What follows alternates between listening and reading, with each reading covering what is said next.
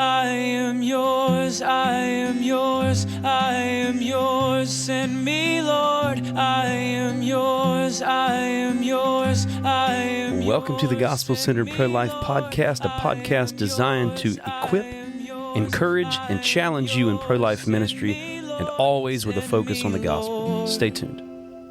I felt your passion, I've touched your heart. Use me, Lord, use me, Lord. Hey there, everyone. Welcome to the Gospel-Centered Pro-Life Podcast. I'm here with Daniel Parks. Daniel is in a new place. He is in the land of golden opportunity, right? You're in California. Yeah, or the land of fruits and nuts, they say. Well, that too. Yep. And I'm in North Carolina, so we're recording remotely from each other. Yes, we And are. but we do intend to continue with our podcast. Daniel will be out there for what, three months at Yeah, this point till is the what end of the November. gig is. Okay, yeah, and you are out there working with our national missionaries out trying to in just California. equip and encourage those who are out here who are Love Life missionaries. They're doing the work. I want to support them and encourage them. Some of these people, all of these people are brand new to this ministry, and there's a lot of work to be done here. And just to let you guys know, my voice is terrible. I'm dealing with some allergy stuff. Yeah. And I'd hoped coming out to California would change that, but apparently not. It seems like it might be a little worse. Yeah. But by God's grace, we'll make it through this. And, we really feel like these podcasts are important. We get a lot of feedback from people, from our missionaries that are encouraged. We touch on subjects that seem to be so timely, like we did our podcast about what to do when an ambulance shows up. And I get an email like the next day from one of the local volunteers here in Riverside. Right. It was like an ambulance just showed up yesterday, and what you shared was really helpful. Also, I got an email from somebody I think in Florida who had the same thing around the same time, and just actually had an interaction with a counselor or a missionary that's dealing with a woman that's going through miscarriage. And we just put out that podcast last week. Exactly. That happened to me also this past week. One of the missionaries said she was going through that, and I was able to point them to that podcast. So it is amazing how God kind of nudges us to do a subject, and sometimes you all nudge us, and that's how we decide what to do a podcast about. That's the way this one actually came about. That, struggling through with my voice, and you guys struggling through to listen to my voice, as terrible as it sounds, it's worth it. It's worth it to us. Yeah. And even though through many dangers, toils, and snares, we record this podcast, we think it's worth it. So, as you guys that are listening, you're worth it.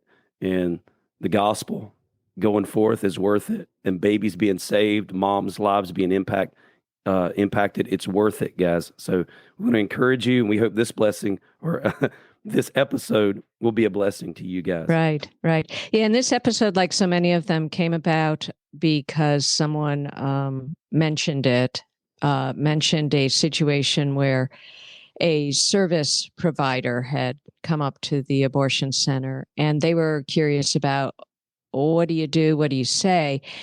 And we're always so careful to train our volunteers that keep your focus. Your ministry is the unborn child, and that mama, because she has a life or death decision to make. Yeah. And one way or another, by the end of the day, that child's either going to be alive or dead based on that mother's decision. So that's our ministry focus. But that doesn't mean that we ignore that are in the vicinity, or even something that you would think maybe would be not as useful to interact with, such as the service providers. And by that, I don't mean the abortion workers, but the DoorDash people, or the person delivering FedEx, or quite often the Uber drivers, which we see frequently, Uber and taxi drivers. So we see them all the time. And the way that that we wanted to talk about this podcast is telling some stories. Stories are so powerful. And we've developed just a smattering of these are true stories of things that have happened mostly within the past year. Yeah. Some of them very recently. One of them happened just last week or the week before, of where a service provider and our interactions with them led to a baby being saved. And Yeah. that is not infrequent. Yeah. And It's pretty that's amazing kind of, what the Lord does in these situations. yeah. Yeah. So the very first point is, of course, stay focused on your mission field. If you see a mom going in, she is your focus. Yeah, Now, if it's absolutely. an Uber or a taxi driver coming in, they're often transporting a mom. So your interaction with them is going to be heard by the mother, and that is still keeping your ministry focused. But be careful about being so sidetracked, like thinking, oh, I got to talk to every service person that comes in, that maybe you're missing moms. That would not be appropriate. Yeah. But the one that happened recently, I was not a part of this story. I was actually in the office when the counselor came in and told me about this story. But a taxi driver with a Hispanic couple in the back seat was driving slowly down the street. The driver stopped. It was a taxi driver, and he stopped. I think it was a he. And the counselor that he stopped for was actually one of our brand new counselors, and she is really only on the sidewalk a few weeks. And I'm sure she didn't feel like she knew what to say. I remember what it was like when I was brand new like that. But the first thing she said, and I think you'll notice this trend in all of the stories, is, did you know that this is an abortion center? Yeah. Yeah. That's something we have to keep in mind, because these Uber drivers quite often, like probably 99.9% of the time, have no clue. They're just, Right. they got a message on their phone. I don't know exactly how Uber works, except for it's an app and all of that. And they get a notification somebody wants to be picked up. And then they want to be picked up here and they want to be taken there. It doesn't tell them they want to be taken to the abortion clinic, Right. And it doesn't that mom say is probably not going to share that information either, when she gets into the Uber that's car. right. That's right. They sometimes do tell me they know they're at a clinic, that they're coming to a preferred women's health center, but that hardly says abortion Right. anywhere on it. And they are, I would say, most of the time shocked. Most of the time they are shocked. No, I didn't know that. So that was the first thing that this just very intuitive counselor, she did the exact right thing, asked the exact correct first question. Did you know this is an abortion center? Yeah. And the driver said he did not. And he instantly glanced in his rearview mirror at the Hispanic couple. Now, they did not speak any English, from what I understand. And he was the Uber driver because he was also Hispanic. He spoke Spanish. And so a lot of what transpired, we don't know what he said, because Right. he's speaking in Spanish to the couple. But he's clearly distraught as he looks in the rearview mirror, and the couple in the back kind of squirm. And he asks them in Spanish if they knew that they were going to an abortion center. And my guess is what transpired was that, yes, obviously they knew. Yeah. And there was an argument that that ensues between the taxi driver and the couple in the back seat. And our very smart counselor handed them the literature, and also, I believe, got Spanish literature into their hands, to the taxi driver, who instantly gave it to the couple. And she explains to the taxi driver, who is bilingual, he was able to speak English. She explained, well, this is an abortion center. And do you believe in God? The number 2 question that I think would be come on the tails of that first question. Yeah, absolutely. Yeah. And it turns out he did. And as soon as someone says yes, the door is wide open for you to say, well, your fare is being paid in part by someone, or it's being paid by someone who is here to kill their baby. Yeah. And when you take business that brings you into a place where babies are being murdered, then you're complicit.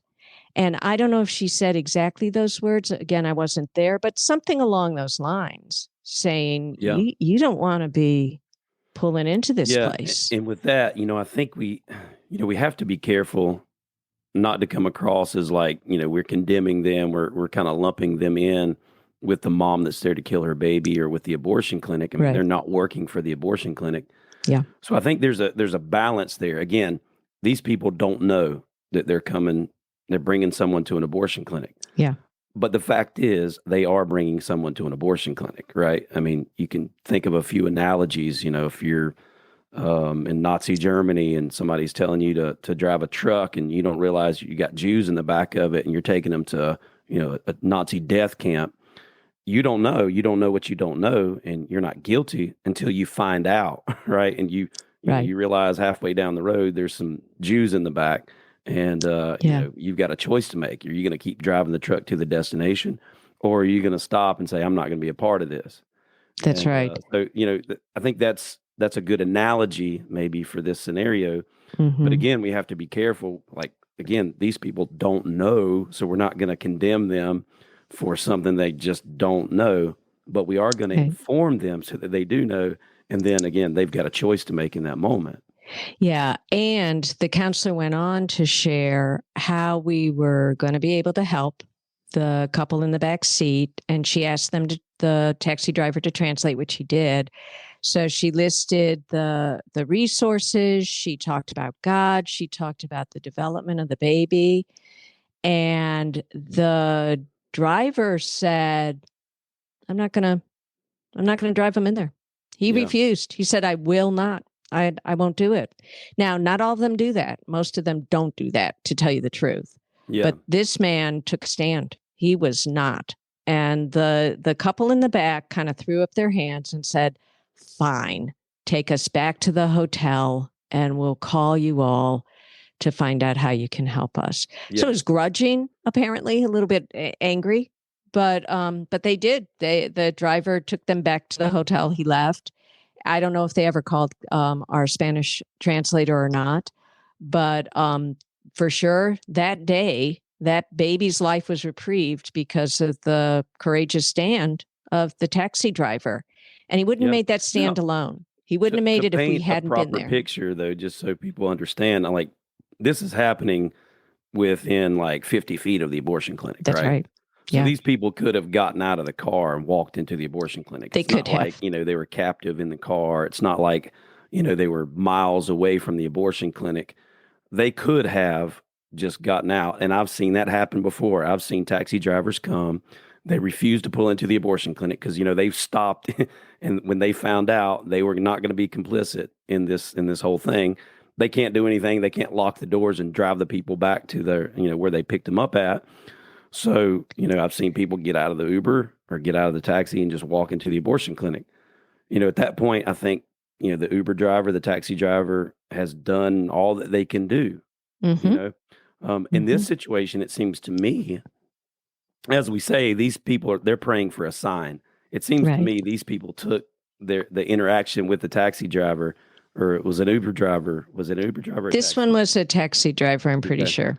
They sort of took that interaction as a sign from the Lord. That's right. Because again, if they really wanted to have the abortion, they could have gotten out of the taxi and went into the abortion clinic. They could have. And I think it illustrates another really important point, that when we take a stand for righteousness, people notice, and it can sometimes breathe courage into hearts that are wavering. Yeah. And I think that is part of what happened. This taxi driver was adamant. He wasn't going to drive in there. What they were about to do was wrong. And he was not going to back down from what he knew was right.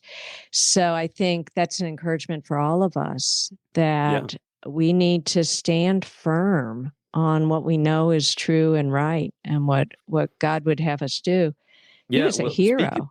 Speaking of encouragement, the guy was a hero, absolutely. Yeah. Speaking of the word encouragement, you guys have heard me in the past talk about this. To encourage someone is to put courage into them. And that's what we're doing in these situations. Like we're speaking to these service people, these Uber drivers, especially like Uber drivers, taxi drivers, and we're speaking courage into them and saying, you can do this. You can take a stand for life. You can speak to them. You can hand them this literature. Because, oftentimes when they do stop, it's not that they're rolling down the back window for us to talk to the person they have in the back, right? They're rolling down their window. So we've really got to speak to them and interact with them and encourage them, put courage into them that you can speak to the people that you have in the back of your car. You can give them this literature. So please do that. And so we're trying to put courage into them. Yeah, exactly. So the second situation was similar. It was an Uber driver this time. And I think it's a really important little story to tell because he had already dropped the person off.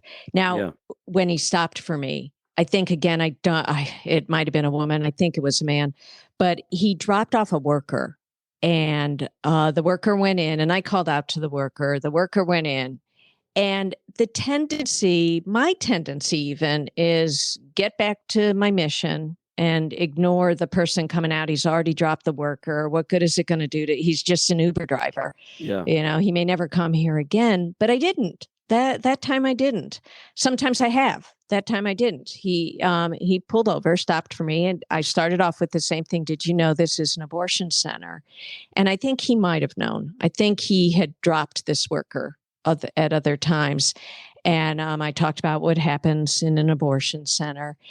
And then I handed him the information and I said, listen, you may know someone that is considering an abortion, or maybe you don't even know right now, but maybe if you hang on to this, I guarantee you someone's going to happen along in your life that is in an unplanned pregnancy, considering an abortion. And I want you to know we help them. We help them with resources and no matter what situation they face, and with a mentorship program.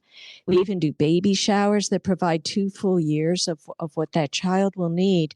I just would encourage you to take this information, and if you know someone that's struggling, would you tell her we'll help them? That's my name and my number on the back.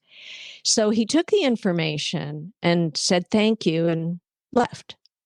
And that afternoon, I was home from the abortion center and I got a call from a woman who said, is this Vicki? Yes.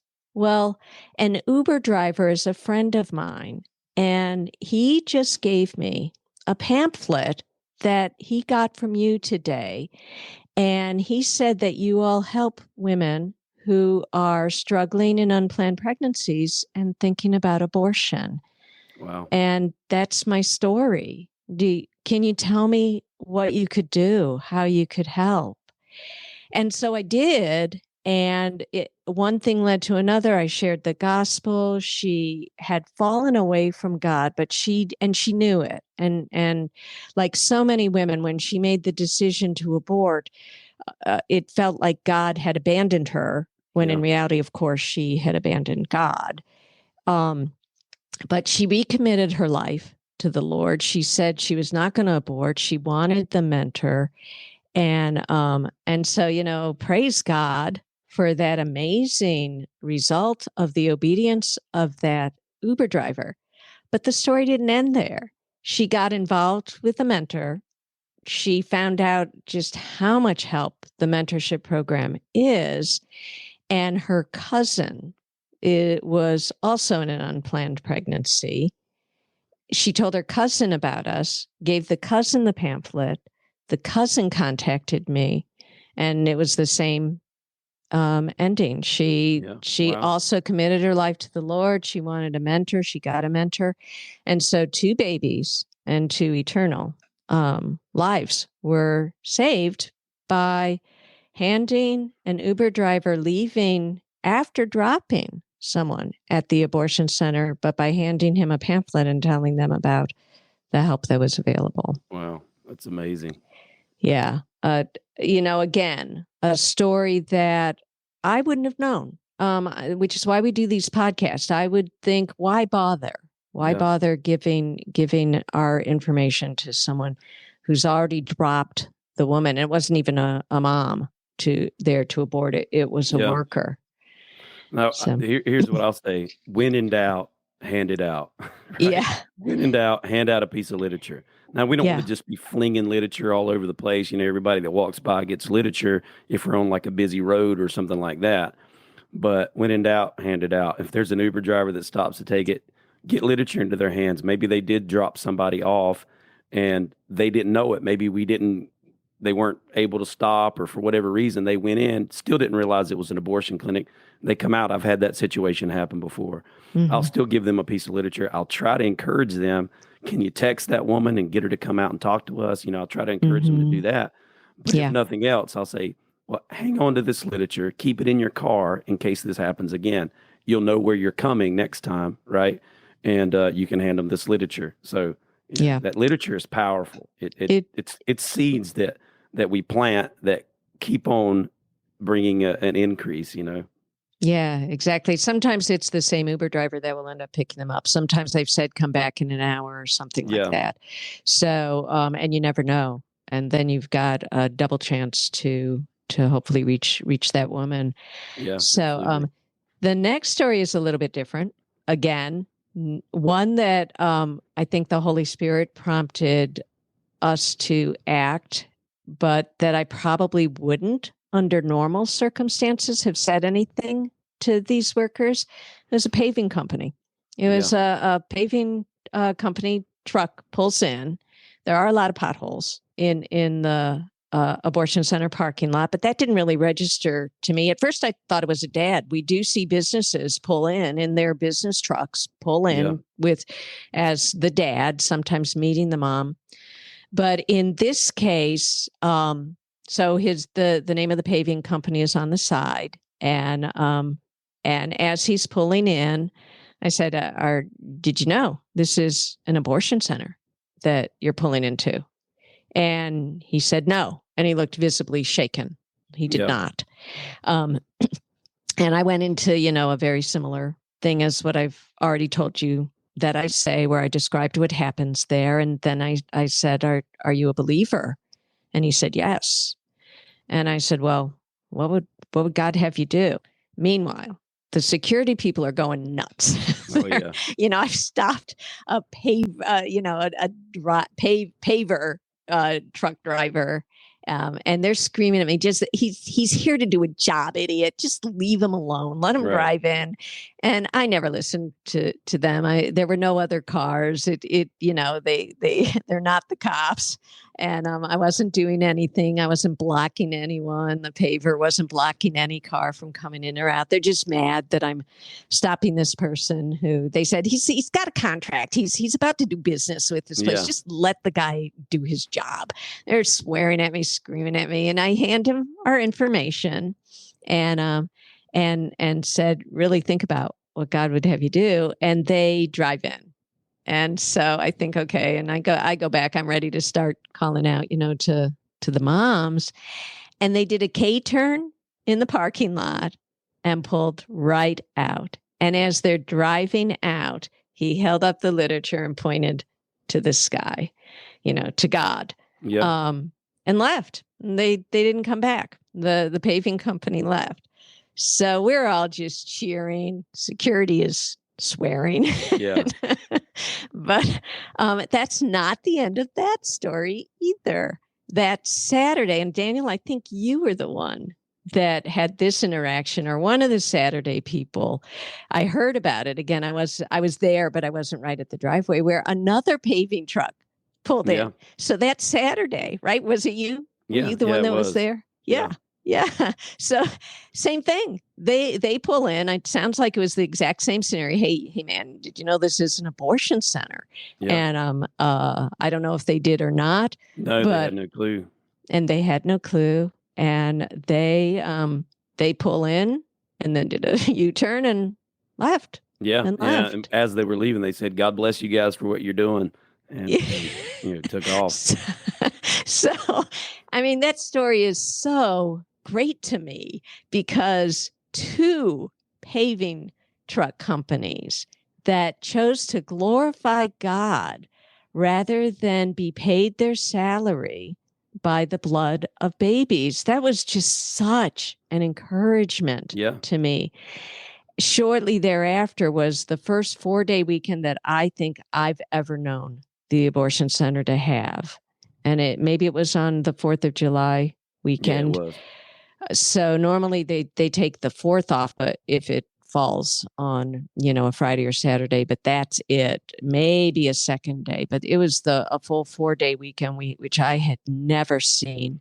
And the parking lot was paved in that period of time. So a paving company showed up. Apparently the abortion center wised up that, hey, when there's a Christian witness out there, even the workers are affected by the choice to follow God. And we're going to have to do this under cover of night and cover of when they're not there. Yeah, I want to reiterate the point I made earlier is that, these people quite likely don't know that it's an abortion clinic. And we got to be careful the way that we come across. We don't want to come across as like we're condemning them, we're lumping them in with the abortionist or the abortion clinic in a sense. We want to inform them. We want to expose Ephesians 5:11, right? Have no fellowship with the unfruitful works of darkness, but rather expose them. And really, we're exposing these people, these service people, whoever they might be, to the reality that's going on inside of that building. And before God, they have to make a choice. Now, I'll share a story real quick if my voice will allow.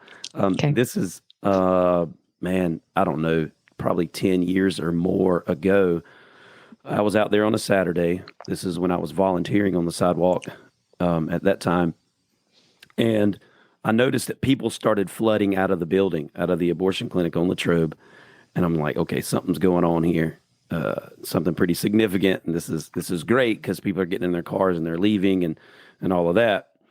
Come to find out, a squirrel had somehow got on the transformer or something like that and kind of made the two contacts connect, and the squirrel got fried, but the power went out. Yeah. So the power was out at the abortion clinic. And so they couldn't do abortions. Wow. This is a Saturday. At that time, sometimes there would be 50, 60, sometimes 70 people there for an abortion. It was a slaughterhouse, let me tell you. Yeah. And there'd be people parking out on the streets and because the parking lot was so full there for an abortion. So I'm rejoicing. It was me and a small team that was out there. We were rejoicing that these babies are not going to die. And then the power company truck pulls in or pulling in to restore power. The guy stopped and talked with me, and I begged this guy. He didn't know it was an abortion clinic, but I begged this man, please, this is an abortion clinic. If you restore their power, they're going to begin killing babies again. Wow. This guy, now, and I was as gracious as I could possibly be. I'm not accusing him of anything. He didn't know, but I did plead with him. And this guy was not happy. So just be prepared that some people are not going to be happy. He's like, I'm just doing my job, which I'm like, I understand that, man. Yeah. I would hate to be in that situation. And we really have to understand from their perspective the situation that they're in. They do have a job to do. I get that. But at the end of the day, if that job is going to be restoring the power to a place that murders children, they've really got to, before God, make a decision. And I believe the right thing. I mean, I think anyone looking at this scenario, the right thing, this guy was saying, well, somebody's got to restore the power to this place. I'm like, yeah, of course, somebody has to, but it ain't got to be you, right? Let somebody else do it. If you trust in the Lord, trust in him. And again, I'm trying to put myself in that scenario. I would hate to be in that situation. Could you lose your job? Certainly, yeah. But again, babies are dying. And so I think we have to balance. We have to be gracious about this, right? We have to not just kind of disconnect ourselves from the situation. We have to realize that we could be in that same situation. And maybe some of you guys that are volunteering on the sidewalk, maybe you're an Uber driver. Some people do that on the side. You might be put in this situation. To imagine this is going to be an easy decision when your life and your livelihood depends on it is likely not true. For many of these people, it's their only livelihood. So we have to meet them with that in mind, and we have to address them with humility. But again, at the end of the day, inside of that building, they are killing children, babies. Yeah. And these service people can do something to affect that. in some way. So Yeah. I just wanted to put that out there. Yeah, that's a good story. I've never heard that one. There was one that happened recently. Well, I guess about a year ago in New York City, and again, it was only related to me, so I'm not sure if I have the story totally correctly, but it's similar to what you just said. It was an Uber driver who had become a new believer, and he was going to church with one of our missionaries, and he happened to be delivering food. Maybe he was a DoorDash driver, but Yeah, I think he it was DoorDash. a DoorDash driver, and so he was delivering food. Actually, not at the Planned Parenthood in New York City, but nearby. And he saw all those missionaries on the sidewalk and pulled over. He said, "Hey, what's happening here?" And they explained what was happening here. And he delivered the food, and then he went to one of the moms, and he's a new believer. He was on fire for the Lord with the zeal, all the zeal of, remember when you were a new believer, and he talked her out of killing the baby. And that baby was saved because the DoorDash driver decided he was going to find out what was going on. The missionaries were more than happy to tell him what was going on. The baby was saved, and he was so moved by what God had done that he now volunteers with them. He started volunteering with them, and apparently he's still with them. He's still volunteering and very effective. So again, you never know. This might be your future volunteer pool. The people that pull in. So one of my favorite stories, I think it's our last story, was an interpreter. And this was poignant in the same way as you were illustrating, Daniel, as you were saying, be gracious for some of these people. This is really, it is their livelihood. And this paycheck could mean the difference between feeding their family or not. And to try and be cognizant of that, I tend to forget that because my focus is more on the baby, but I think it is such an important thing to remember. But in this case, this interpreter came, she was dropped by her husband, and they were both, you could tell, as the husband dropped her, he hugged her, he kissed her, you could tell there was anguish in this couple. And I thought she was a mom coming to aboard, and so started calling out in that way. And she said, no, she doesn't believe in abortion. I said, well, what are you doing here then? And she said, well, I work as an interpreter, and I've been called to interpret for a mom who doesn't speak English, who's here to kill her baby. And I begged her, don't. If you don't interpret, that baby, the mom won't be able to go through with it because she won't be able to understand, and just drive away. And she had a discussion with the husband, but she said, look, I'm sorry. This is it. My husband can't work. He's disabled. This is my job. I can't risk losing this job or getting a bad write-up or whatever. And so I said, look, at least can you try and sneak her the literature? Here's what we do. I explained to her what we do, and told her about, because the information was not in this woman's language. It was an unusual language. And I won't tell you because I don't want to get this interpreter in trouble. But she did take it. She hid it under her shirt as we recommended, and she went in. And she was in there a good couple of hours. So we're, of course, sad. Yeah. We thought she probably did her best. And then we see her coming out. And she came right over to us. And she said, the mom is coming out. And I said, did she kill her baby? And she said, no. During the whole time that the interpreter was interpreting, she was not interpreting what the abortion center was telling her to interpret. She knew none of them understood what she was saying. And she was telling the woman about us, about everything we could do, about God, about that baby, the humanity of that baby, and that she should never kill her child. And she said, the woman's coming out, and I want to interpret for you all for free on the mobile ultrasound unit. So the woman did come out. She came right over to us. The interpreter brought her on with me and whoever else, the nurse and all, onto the mobile ultrasound unit. The woman chose life, was so grateful. She was in the country, didn't know anyone. I mean, I knew I got it. I understood the fear that had overwhelmed this woman. But with all the things that we offered her, I believe that might have been before the days of the mentorship program and Love Life. But Cheryl Chandler of Truth and Mercy Pro-Life Ministries definitely offered her a baby shower. I called Cheryl from the RV, and Cheryl said she would love to do the baby shower for this young couple. And we did. It was I remember still that baby shower because they were so poor. But they had this lavish meal prepared. I knew they couldn't have afforded it, but it was like just an amazing meal, which never happens. I mean, we usually take them out to the meal, but they were so grateful. That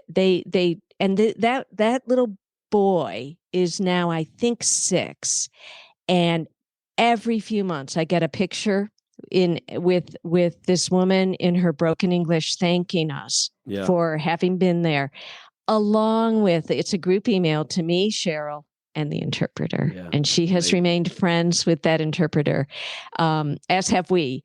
And years and years later, she is still thanking us and saying how this young boy is just the light of her life.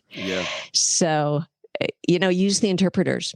The bottom line abortion is, center doesn't know.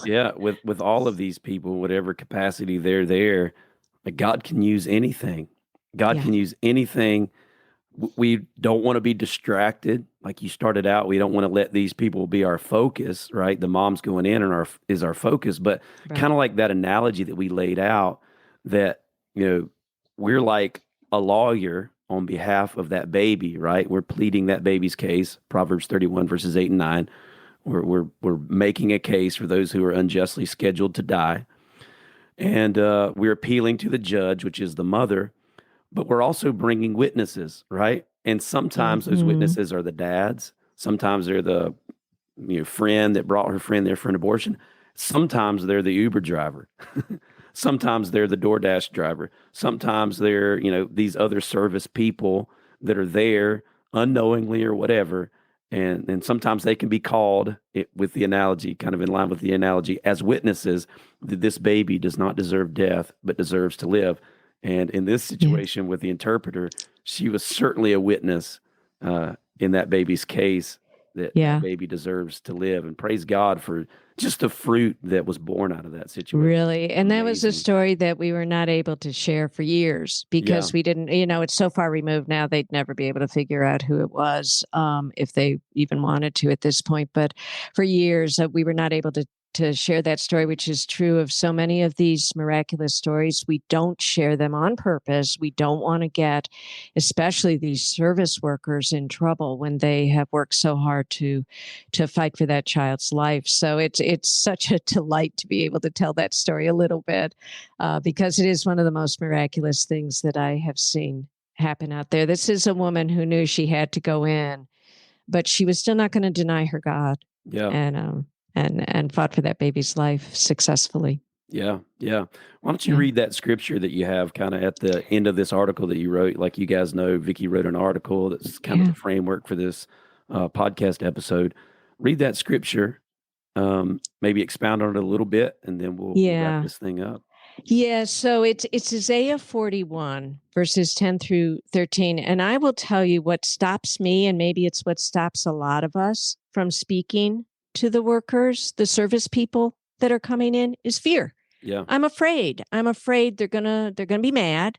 It is their job. And I do feel some, there's some kind of some angst about that. Should I really be stopping someone who is putting food on the table? I mean, they're not doing the abortion.